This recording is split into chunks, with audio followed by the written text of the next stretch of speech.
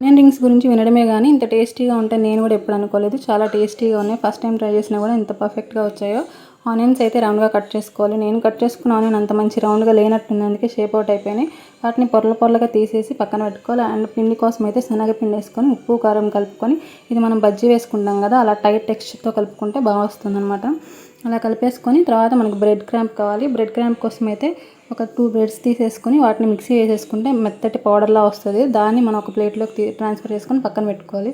ఇంకా ఆ పిండిలోకి ఆ రింగ్స్ ఉంటాయి కదా వాటిని ఒకసారి ముంచి ఆ తర్వాత మనకి బ్రెడ్ క్రాంప్ ఉంటుంది కదా దాంట్లో కూడా ఒకసారి మొత్తం పైన జల్లేసేసి నీట్గా దాన్ని ఆయిల్లో డీప్ ఫ్రై చేసేయాలన్నమాట. టేస్ట్ నిజంగా చాలా బాగుంటుంది. ఆనియన్ స్మెల్ రాదు, ఆనియన్ టేస్ట్ కూడా తగలదు మనకి, చాలా బాగుంటుంది. దీంట్లో కనుక మనకి టమాటో కచప్ ఉంటే ఇంకా టేస్ట్ బాగుంటుంది. ఒకసారి ట్రై చేయండి. అండ్ పిల్లలకు కూడా స్నాక్స్కి ఈవినింగ్ చాలా పర్ఫెక్ట్గా ఉంటాయి అనిపిస్తుంది. అండ్ సబ్స్క్రైబ్ చేసుకోండి, లైక్ చేయండి, షేర్ చేయండి, కామెంట్ కూడా చేయండి. Bye bye.